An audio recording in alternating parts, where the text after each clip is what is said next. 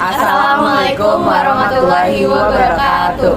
Halo teman-teman, hari ini kami berkesempatan untuk menjelaskan tentang krisis moneter tahun 1998. Sebelum kita memulai pembahasan ini lebih lanjut, alangkah baiknya kita memperkenalkan diri kita terlebih dahulu. Nama saya Lisa Wulandari. Nama saya Fauzia Aprilia. Nama saya Natasha Jovanka. Nama saya Jaki Rifki Ramadan. Nama saya Rizky Amelia. Nah, sebagian dari kita mungkin belum terlalu paham nih tentang krisis moneter 1998. Selain banyak dari kita yang belum lahir pada saat itu, mungkin juga banyak nih teman-teman yang belum ngerti apa istilah dari krisis moneter itu sendiri. Nah, sebenarnya apa sih krisis moneter itu?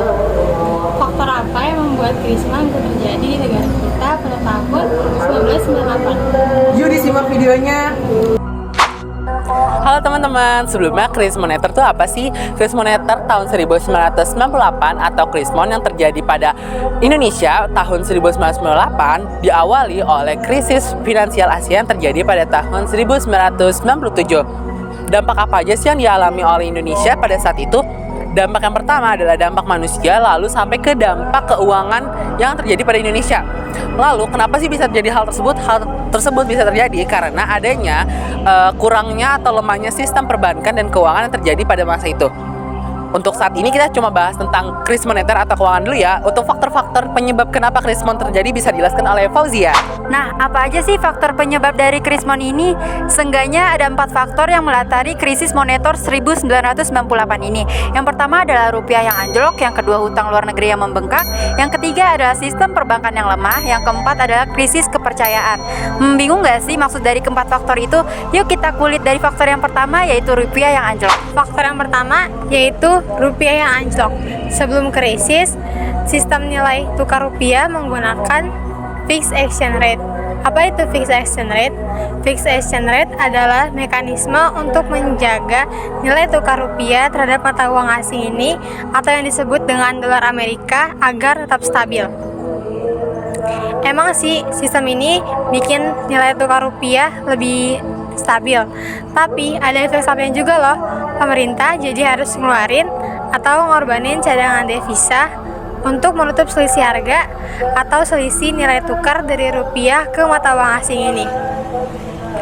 Nah, karena ada risiko cadangan devisa akan dikeluarin bakal meningkat kalau rupiah anjlok. Maka dari itu pemerintah mengubah sistem fixed exchange rate ke floating exchange. Rate nilai tukar rupiah pun dibuat mengembang mengikuti mekanisme pasar. Makanya nilai tukar rupiah terhadap dolar menjadi berubah-ubah sama seperti yang saat ini kita lihat. Masalahnya pada saat itu sedang terjadi krisis keuangan yang bikin rusuh satu benua, yaitu krisis finansial Asia. Krisis finansial Asia ini bikin rupiah yang dari awal sistemnya floating menjadi semakin anjlok nilainya.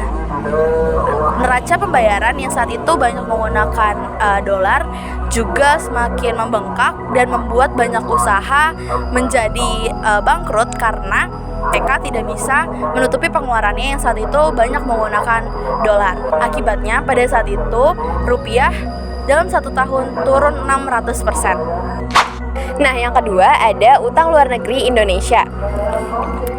Mungkin kalau zaman sekarang kita bisa tenang ya, karena kebanyakan utang Indonesia dibayarkan dengan rupiah. Kalau zaman dulu tuh nggak gitu. Dulu utang Indonesia lebih banyak berasal dari luar negeri sehingga pakai dolar, dan utang Indonesia paling banyak berasal dari swasta. 52,5% utang Indonesia berasal dari swasta.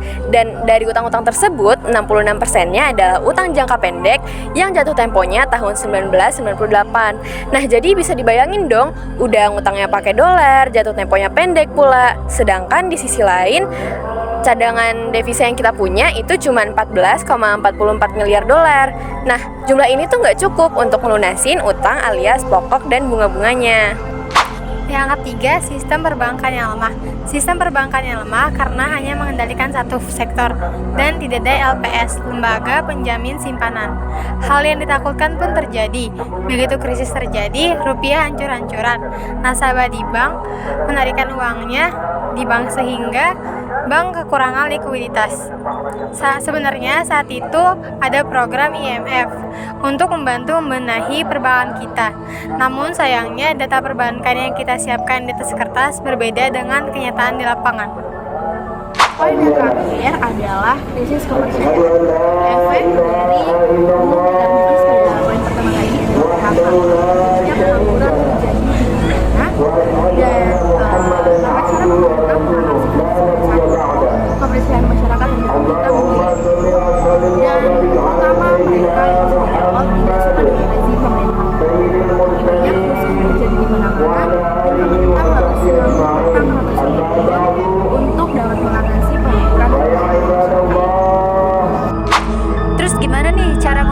krisis ini. Yang pertama adalah membenahi sistem perbankan Indonesia dengan membentuk BPPR. Yang kedua adalah membubarkan bank-bank yang bermasalah. Yang ketiga adalah menguatkan nilai tukar rupiah menjadi 10.000 dolar AS. Yang keempat adalah membentuk lembaga pemantau dan menyelesaikan masalah hutang luar negeri. Nah, itu dia penjelasan tentang krisis moneter tahun 1998 dari kelompok 5. Semoga dari penjelasan kita tadi bisa bikin kalian lebih mengerti apa itu krisis moneter dan segala detail yang ada di sana. Sekian dari kami, kurang lebihnya mohon maaf. Wassalamualaikum warahmatullahi wabarakatuh. Dadah.